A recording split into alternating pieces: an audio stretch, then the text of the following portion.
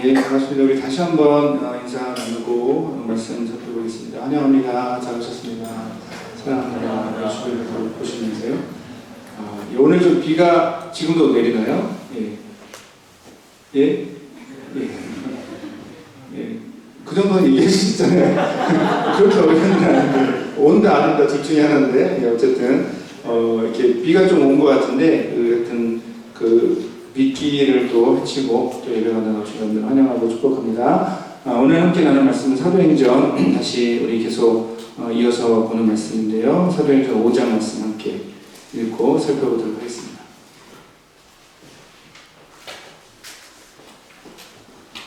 사도행전 5장 1절에서 11절까지 말씀 함께 읽고 살펴보도록 하겠습니다. 기니까 우리 저기 교독하도록 하겠습니다. 교독은 번갈아 써 있는 겁니다. 제가 먼저 읽고 마지막 절을 함께 읽겠습니다. 아나니아라는 사람이 그의 아내 삽비라와 더불어 소유를 팔아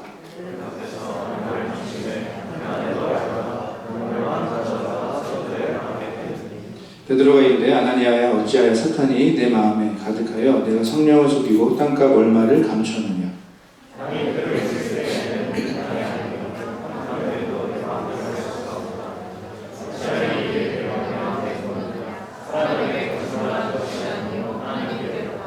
아나니아가 이 말을 듣고 엎드려져 혼이 떠나니 이 일을 듣는 사람이 다 크게 두려워하더라.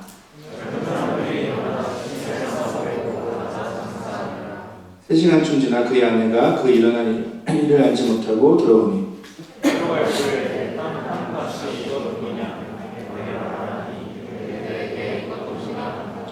베드로가 이르되 너희가 어찌 함께 꾀하여 주의 영을 시험하려 하느냐. 보라 내 남편을 장사하고 온 사람들의 말이 문 앞에 이르렀으니 또 너를 메어내가리라 하니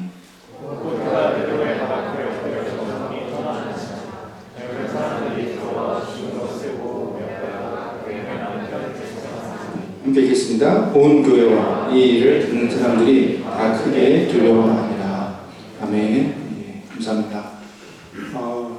문화와 좀 세대 차이가 있어서 여러분이 얼마나 공감이 될지 할지는 모르겠는데 제가 좀 예전에 봤던 웃긴 이야기가 있습니다. 제가 원래 이런 거 얘기하는 거 그렇게 떨진 않는데 오늘은 좀 이렇게 호불호가 갈릴 것 같아가지고 세대 차이도 있고 그래서 제가 좀 떨리긴 하는데 내용은 이제 이런 거예요.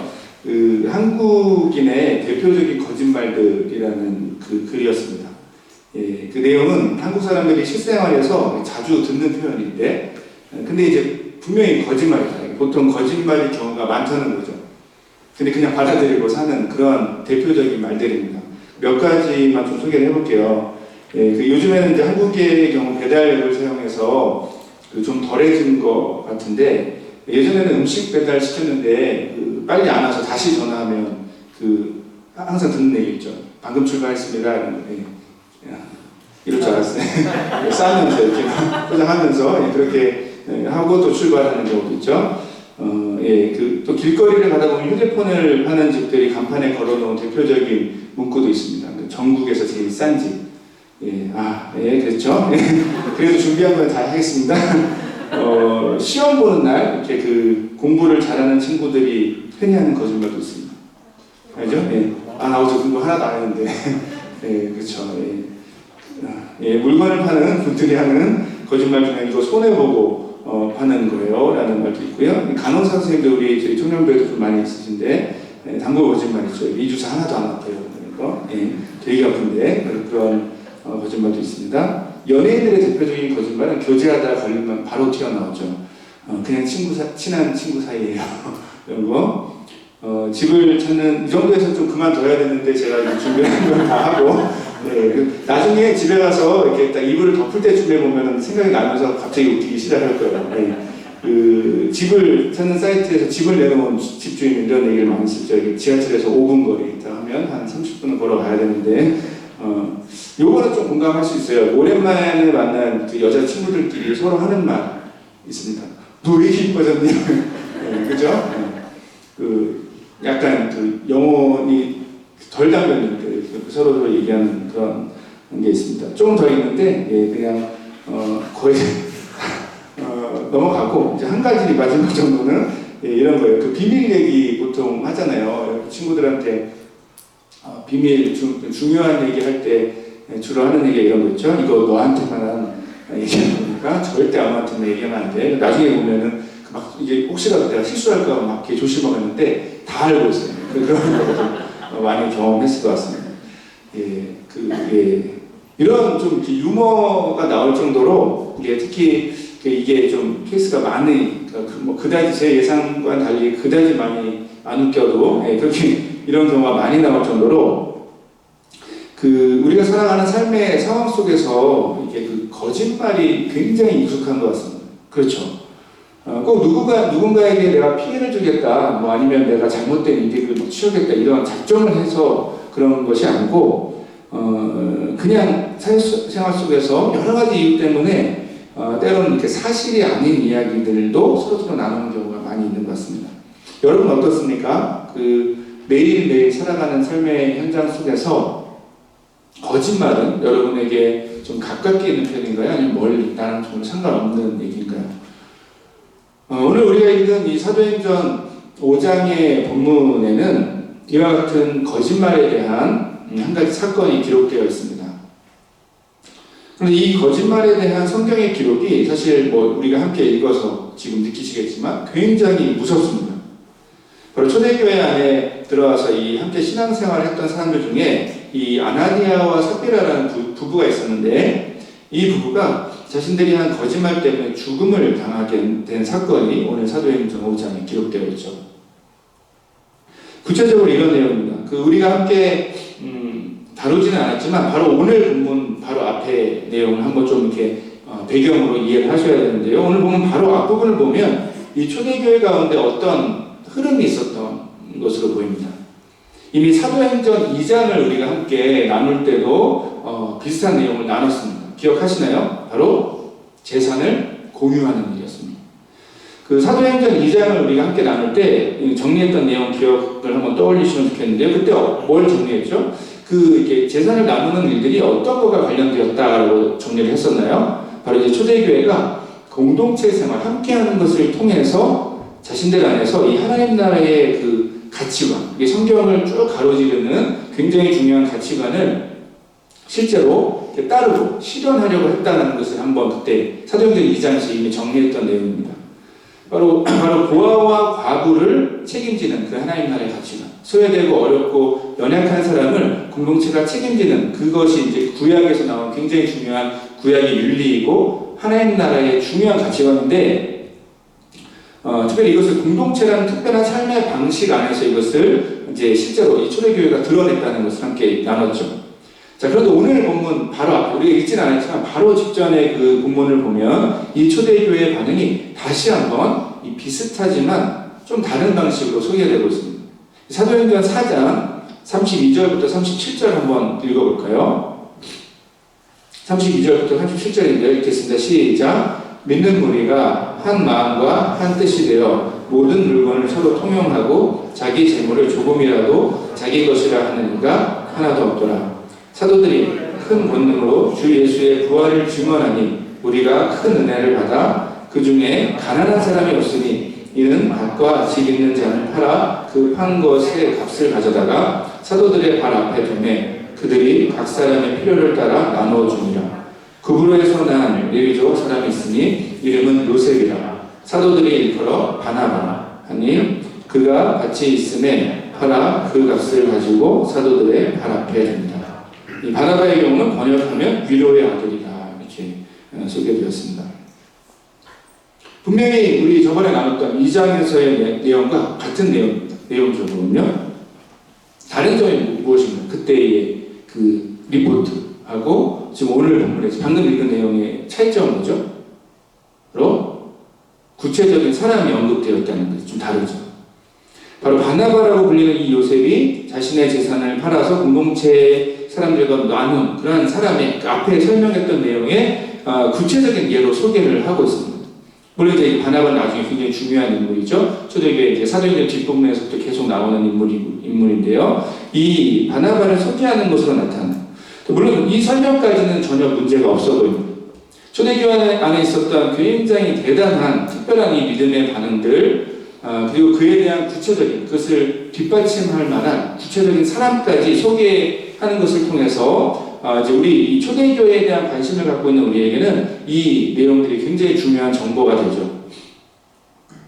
그런데 바로 이어지는 오늘 우리가 읽은 이 본문에서 이 바나바의 예처럼 이 자신의 재산을 나눴던 또 다른 사람들의 예가 나옵니다. 그 사람들이 바로 조금 전에 설명했던 부부였던 아나니아와 삽비라였죠. 자, 문제는 이게 바로 앞뒤에 나오는데 뉘앙스가 좀 다릅니다. 이 바나바와 달리 이 아나니아와 삽비라의 경우는 굉장히 부정적인 뉘앙스로 이 본문에 소개되고 있죠. 이 부부가 초대교회 여러 성도들처럼 자신들의 재산을 팔아서 공동체에 드렸다, 헌신했다는 것은 다르지 않습니다. 자, 그런데 그 금액을 다 나누지 않고 어느 정도를 감춰놓고 다 나눈 것처럼 연기를 했다는 것이죠. 자, 안타까운 것은 이런 상황에서 이 두 사람이 어떻게 됩니까? 결국 죽게 된다는 점입니다. 사실 이 상황은 저를 포함한 많은 사람이 당황할 만한 내용입니다. 그렇지 않나요? 이게 좀 편하게 읽혀지시나요? 어쩌면 이 본문은 읽을 때마다 사람들의 마음을 꽤 불편하게 하는 대표적인 그 몇몇 성경 본문들이 있는데 그 중에 하나일 수 있습니다. 이 불편한 마음의 이유는 크게 보면 두 가지 정도로 모아지게 되는 것 같습니다. 첫째는 하나님의 일을 위해서는, 교회를 위해서는 꼭 이렇게 과도한, 지나친 헌신을 해야 하는가라는 질문이 생기죠. 아니, 자신의 재산을 팔고 그것을 공동체에 그대로 나누는 일이 쉬운 일입니까? 절대 그렇지 않습니다. 그런데 우리가 살펴보는 사도행전에서는 이런 일이 실제로 있었다는 거예요. 그리고 성경의 흐름은 이것을 성령의 역사로 평가를 하고 있습니다. 실제로. 자, 이런 점에서 우리에게는 큰 고민이 생깁니다. 과연 하나님의 일을 위해서는 헌신하면 우리의 재산까지 파는 정도의 일을 그 정도는 해야 하는가라는 질문이 자연스럽게 생기게 됩니다. 불편한 마음이 생기는 두 번째 더 큰 이유가 있습니다. 그것은 이렇게 재산을 나누는 일 자체가 사실 절대 쉬운 일이 아닌데, 사실 이 정도만 해도 대단한 일인데, 그마저도 사실 다 바치지 않았다고 두 사람이 죽는다면, 그것은 너무 가혹하거나 심한 것이 아닌가라는 질문이 생기죠. 물론, 거짓말은 잘못한 것이 맞습니다. 그런데 그것이 그 자리에서 죽을 만큼 잘못한 것인가? 헌금의 예를 든다면, 만약 누군가 헌금을 약속해놓고 지키지 못하면 그 사람은 죽어도 마땅한 죄를 지은 것인가요? 이런 질문들이 생기게 되죠.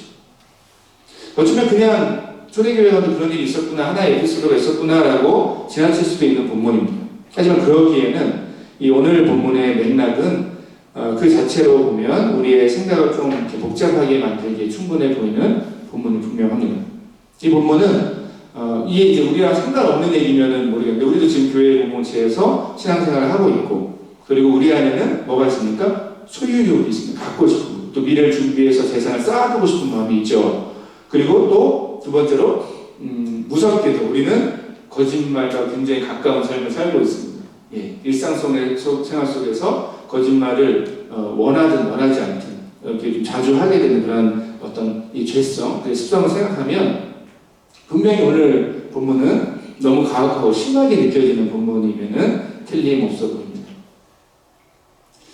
자, 그렇다면 여러분, 이런 우리의 질문들은 어떻게 한번 해결해 볼 수 있을까요?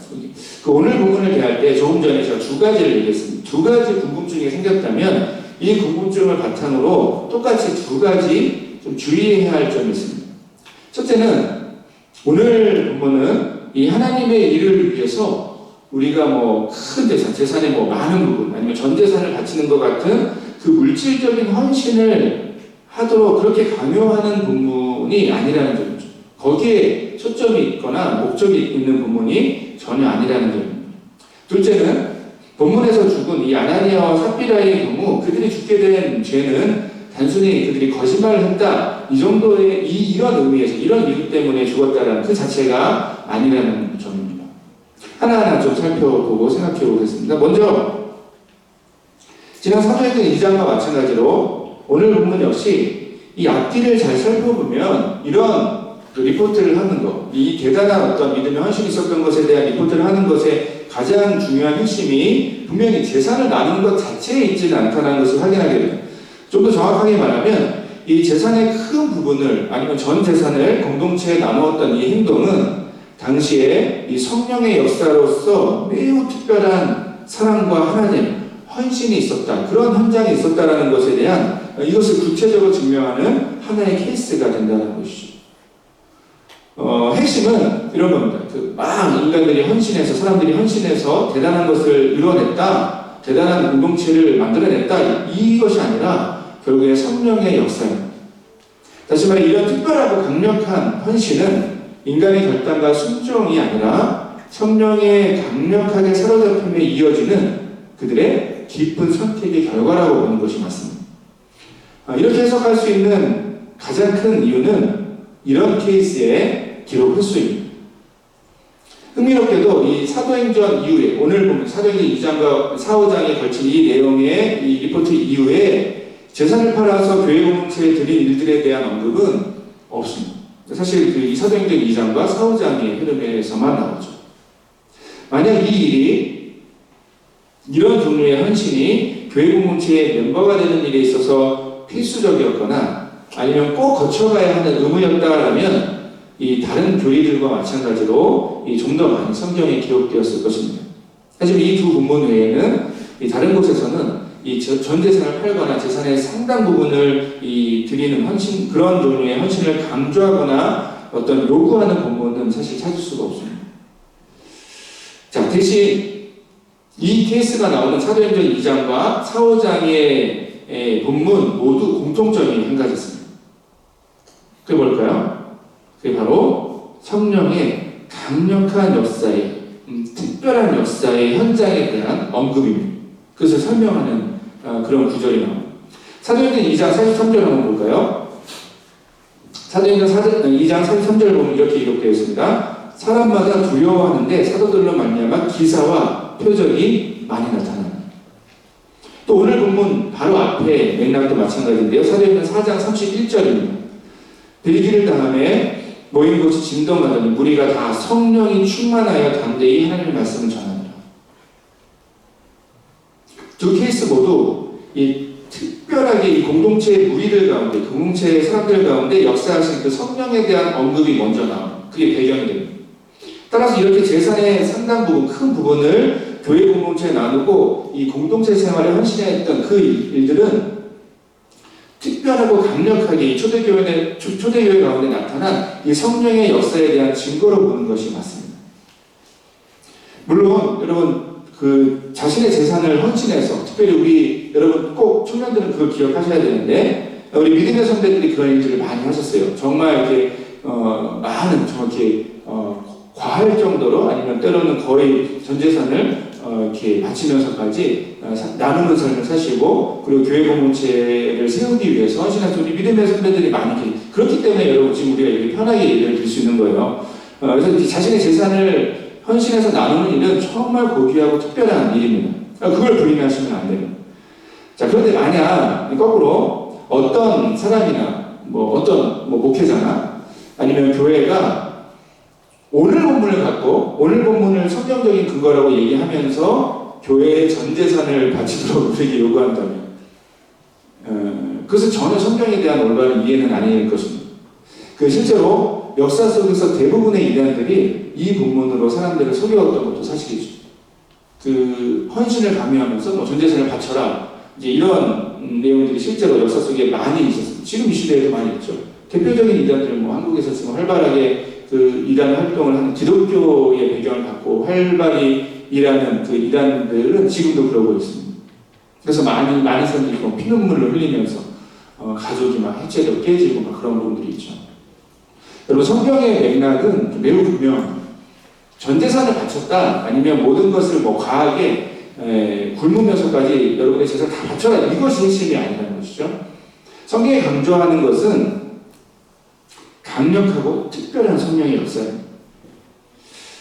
이걸 다른 말로 이렇게도 표현할 수 있을 것 같아요. 우리 가운데 만약 이 초대교회의 그런 정도의 강력하고 특별한 성령의 역사를 체험적으로 경험하게 된다면 특별하게 하나 되고 정말 이렇게 말할 수 없이 사랑하고 헌신하게 되는 그 공동체를 우리가 경험하게 된다면 저는 이렇게 함부로 얘기할 수 없지만 우리 역시 그렇게 할 수 있을 거라고 저는 판단합니다.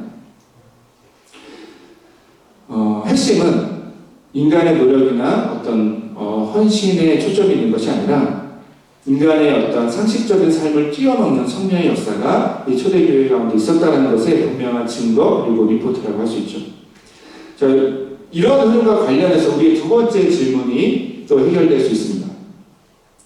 본문에서 아나니아와 삽비라가 죽은 것은 이런 점에서 단순히 이 거짓말의 문제가 아니었던 것이죠.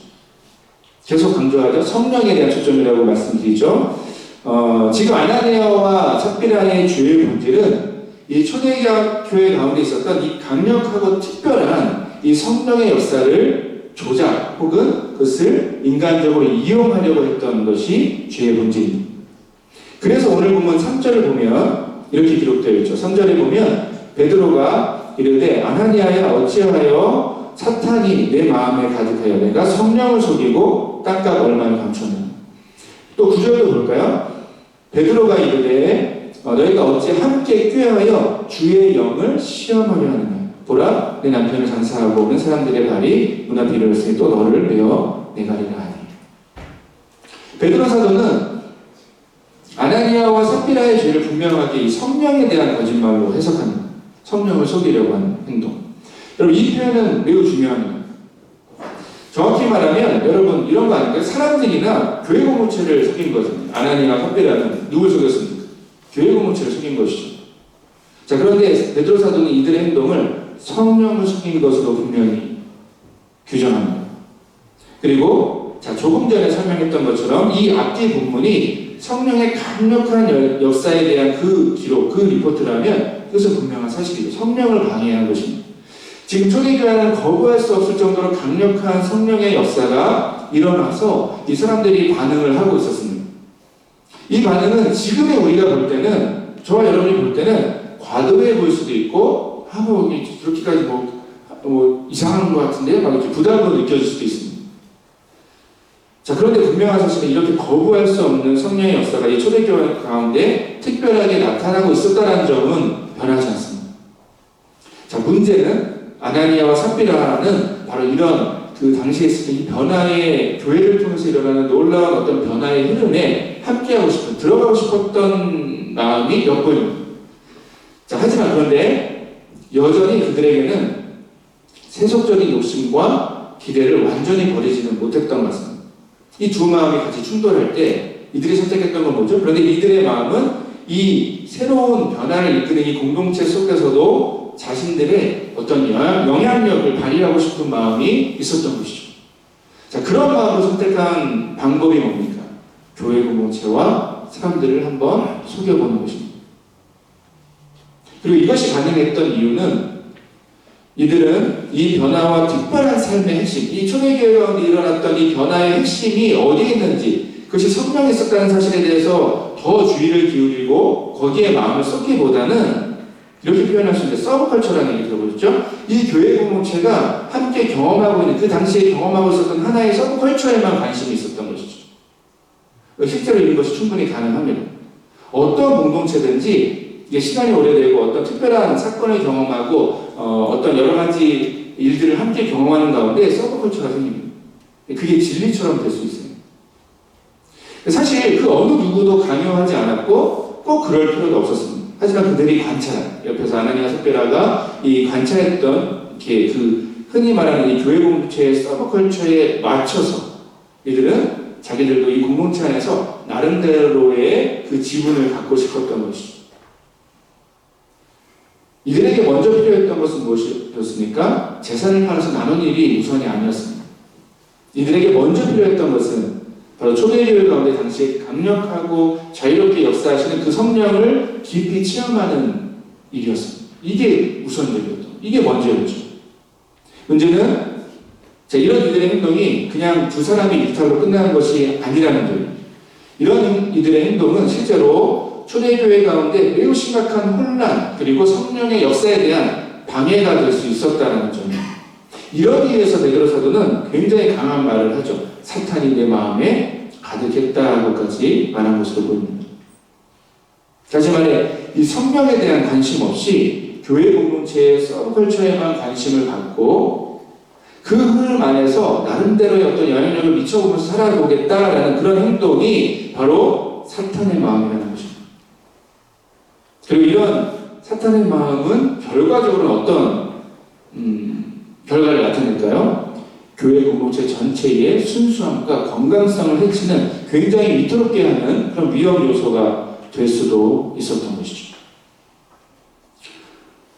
흥미로운 것은 제가 나중에 좀 기회 되면 우리 셀 안에서도 좀 더 깊이 나누면 좋겠는데요. 이 사도행전의 구조를 보면 이런 흐름이 나옵니다. 어떤 하나님의 놀라운 일에 대한 리포트가 나오고 그리고 외부적이고 내부적인 어떤 어려움들이 같이 동시에 이 반복적으로 기록이 됩니다. 오늘 본문 앞부분까지는 보면 어떤 내용이 있을지 우리 좀 시간이 되긴 했지만 몇 주 전에 함께 나눴던 4장의 내용에서 뭘 나눴었죠? 기억하시나요? 초대교회를 향한 외부적인 핍박에 대한 내용을 우리 함께 나눴습니다. 초대교회를 향한 외부의 어떤 이렇게 도전과 공격이 있었다는 것이죠. 하지만 바로 이 아나니아 삽비라 부부의 사건은 대표적인 이 초대교회 내부, 교회 공동체 안에서 일어난 어려움이었습니다. 즉, 이 초대교회를 향한 이 내부적인 위험에 대한 사도행전의 흐름을 보면 첫 번째 소개였던 것이죠. 안에서 일어난 어려움. 자, 이런 배경에서 주님은 교회 공동체의 이 거룩함과 순수함을 무너뜨리며 이 성령의 역사를 방해하는 것이 얼마나 무서운 일인지를 매우 특별하고 이례적인 특별한 방식으로, 즉 아나니아와 삽비라의 죽음을 통해서 교회 공동체 가운데 또 역사 가운데 선포하시고자 했던 것으로 보입니다. 결국 이 두 가지 흐름을 잘 정리해보면 오늘 본문은 초대교회에 나타난 성령의 역사가 때로는 교인들의 연약하고 해결되지 않은 그 삶의 모습 때문에 얼마든지 방해를 받을 수 있다는 그런 기록과 경고로 우리에게 전해지고 있습니다. 그리고 이런 내부적인 위험을, 우리 안에 있는 위험을 항상 두려움과 떨림으로 해결하고 이 성령의 역사에 대해 깨어있도록 요구하시는 그 주님의 말씀으로 오늘 본문을 우리가 함께 이해할 수 있다는 것이죠. 여러분, 오늘 말씀을 통해 저와 여러분 우리 모두, 우리 역시 기억하고 마음에 새겨야 할 중요한 사실이 있습니다. 그것은 우리의 신앙에 있어서 가장 중요한 최우선 순위는 성령을 통해 진정으로 변화되는 것이라는 사실입니다. 다시 한번요. 우리에게 있어서 최우선 순위는, 교회 공동체 안에서의 신앙생활에서 최우선 순위는 성령을 통해 참된 변화를 경험하는 것입니다. 무엇보다 이 참된 변화의 경험을 실제로 체험하기 이전에 그 전에 이 그냥 교회 공동체의 문화에 익숙해져서 그 문화를 따라 사는 것을 그냥 참된 신앙의 변화로 오해하면 안 된다는 것을 여러분 항상 기억하고 주의하셔야 됩니다. 어떤 교회를 가든지 마찬가지입니다. 여러분 신앙생활, 평생 신앙생활 하실 때 이렇게 돌아가실 때까지 우리 토론토 연합교회만 계시면 좋겠지만 어디를 가더라도 우리 교회에서도 말할 것도 없고 혹시 직장이나 어떤 학교 때문에 이주를 하시더라도 어디를 가셔도 변하지 않는 사실입니다. 실제로 여러분 교회 공동체 안에서 사역을 하다 보면 이런 경우를 종종 확인하게 됩니다. 성령을 통해 참된 신앙의 변화와 성장을 경험하는 것이 아닌 그저 교회 공동체가 제공하는 어떤 문화에 익숙하게 되어서 거기에 잘 적응해서 살아가는 그런 많은 교인들을 보게 됩니다. 이런 분들의 특징은 자신의 삶에 대한 이 성령의 역사에는 사실 그다지 별로 관심이 없습니다. 하나님에 대한 갈망, 영적 성장에 대한 기대가 별로 없다, 전혀 없다는 말이죠. 자, 그런데 신기하게도 교회 공동체 안에서 그냥 생활하고 살아가는 것을 자신의 인생에서, 자신의 삶에서 매우 중요한 것으로 생각하기도 합니다. 여기에는 사실 여러 가지 이유가 있을 수 있습니다. 그게 가능할까 싶으면 충분히 가능합니다. 대표적으로 그냥 어려서부터 교회 문화 안에서 자라왔기 때문일 수도 있습니다. 사회적 관계가 교회 공동체 안에서 맺어진 거죠.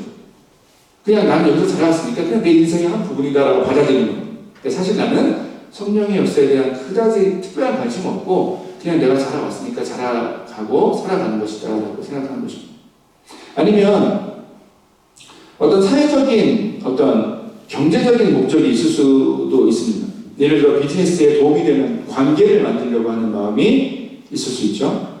아니면 이성 친구, 청년들에게는 여기에 좀 해당될 수도 있는데 이성 친구 혹은 교제 대상을 찾고 싶은 마음 등이 있을 수 있습니다. 혹은 그냥 교회가 제공하는 다양한 경험들과 활동들에 대해서 어느 순간 매력을 느끼셨을 수도 있어요. 교회가 제공하는 다양한 프로그램을 제공받고 내가 하나의 어떤 소비자처럼 제공받고 또 때로는 좀 적극적으로 활동해서 내가 제공하는 대상에 대해서 활동하면서 하나의 즐겁고 재미있는 클럽 활동처럼 교회 생활을 하는 경우가 여기에 해당됩니다. 이유는 여러 가지가 있을 수 있습니다. 물론 여러분 교회 공동체를 떠나라는 얘기가 아닙니다. 떠나지 않고 머물러 있는 것은 굉장히 감사하고 기쁜 일입니다. 소중한 일이에요. 자, 그런데 제가 경험적으로 진리는 아닙니다. 이건 성경의 내용이 아니고 제가 개인적으로 경험한 개인적인 편견에 따른 어떤 경험을 얘기하면 이런 경우들에 속할 경우 대체적으로 제가 조금 전에 막 설명했던 그 이유들, 교회에 다니는 매력적인 그 이유들이 사라지면 거의 대부분 교회 자체를 떠나게 되어 있습니다. 자, 더 무서운 것은 무엇보다 이런 경우에 속하는 사람들, 하나님에 대한 갈망과 영적 성장에 대한 기대감이 전혀 없음에도 그냥 문화적인 어떤 그리스도인들로 교회 공동체 안에 적응한 그런 케이스들, 그런 분들이 교회 공동체 안에서 어떤 영향력을 갖게 되면, 어떤 리더십을 갖게 되면 복음과 신앙의 본질과 관계없는 일들에 점점 집중하게 하는 거기에 굉장히 큰 역할을 하게 됩니다. 이게 사실 굉장히 무서운 현상이죠. 여러분, 이런 현상은 교회 공동체가 무너지는 가장 강력한 원인입니다. 이런 점에서 오늘 본문에서도 소개된 사탄적인 현상이라고 할 수 있죠. 실제로 기독교 역사를 돌아보면 어떤 교회 공동체가 가장 심각하게 망가지고 무너지는 때는 언제일까요? 바로 이런 왜곡된 가치관, 문화적인 그리스도인들이, 교인들이 점점 많아질 때. 이건 역사가 증명하는 부분입니다. 오히려 외부적인 핍박과 공격은 교회 공동체를 깨어나게 합니다. 살아나게 합니다. 그리고 거룩하고 순결하게 만들어왔습니다. 순전하게 만들어왔습니다. 자, 그런데 내부적으로, 교회 내부적으로 복음과 관계없는 교회의 문화, 교회 공동체가 만들어내는 어떤 특별한, 어떤 괜찮은, 좋아 보이는 문화를 어떤 그것을 향유하면서 그것을 누리기 시작할 때, 그때 교회는 거기에도 집중하고 그것을 만들어내고만 노력하는 것에 머물 때 교회는 가장 빠르고 심각하게 무너졌던 것을 역사가 증명하고 있습니다. 사랑하는 여러분, 이 사실을 기억하면 저와 여러분은 다시 한번 두려움과 떨림으로 우리 공동체는 정말 두려움과 떨림으로 우리 자신의 신앙의 방향을 잘 점검해야 합니다. 오늘 말씀에 따르면 분별하는 기준, 지혜롭게 판단할 수 있는 기준은 분명합니다. 결국 성령의 역사에 대한 우선적인 관심을 우리가 나아가야 할 길이죠. 우리 자신 안에 하나님을 향한 갈망, 또 예수 그리스도를 알아가고 싶은 열망, 그리고 성령의 특별한 역사에 대한 그 기대가 있는지를 항상 확인하면서 우리는 신앙생활을 하고 또 교회 공동체 가운데 나오시고 헌신하셔야 한다는 것입니다. 사랑하는 여러분, 교회 공동체는 주님께서 우리에게 주신 최고의 선물입니다. 저는 이것을 확신합니다. 여러분, 정말 부탁하는 것은 교회 공동체를 떠나지 않으시기를 부탁드려요. 연약하고 부족해 보여도 상관없습니다. 내가 신앙이 별로 없어 보이는, 지금 혹시 오해하시면 안 돼요. 제가 말씀드렸던 것은 신앙이 성숙하지 않고 성경을 잘 모르면 교회를 떠나야 된다 이런 얘기를 말씀드린 것이 아닙니다. 여러분의 마음의 상태와 방향성입니다. 교회 공동체는 이 안에서 정말 하나님께서 주신 건강한 성장을 위해서 굉장히 소중한 하나님의 선물입니다. 자, 중요한 것은 이 교회 공동체 안에 속한 우리 모두의 관심이 어디에 있어야 하는지를 이 시간 깨닫기를 부탁드립니다. 우리의 관심은 날마다 새로워져야 합니다. 우리 안에 강력하고 생생하게 역사하시는 그 성령님에 대한 갈망에 우리 모두가 함께 관심의 초점이 있어야 한다는 것이죠. 중요한 것은 그래서 우리 모두가 각각이 그렇게 하나님에 대한 열망으로 있는데 그 사람들이 한 마음으로 한 자리에 모일 때 그때 그리고 성령의 역사를 사모할 때 그때 성령의 역사는 우리 자신을 우리 공동체를 또 이 시대를 변화시키고 성장하게 하시는 그 하나님의 방법이 됩니다. 주님께서 우리에게 이루실 일들을 기대하는 그 놀랍고 강력한 영적인 흐름이 우리 안에 다시 한번 새로워진 것이죠. 사랑하는 청년 119 공동체에 지금 이 순간에 우리에게 필요한 것이 바로 이와 같은 거룩하고 순결한 그 성령에 대한 갈망이라고 저는 믿습니다.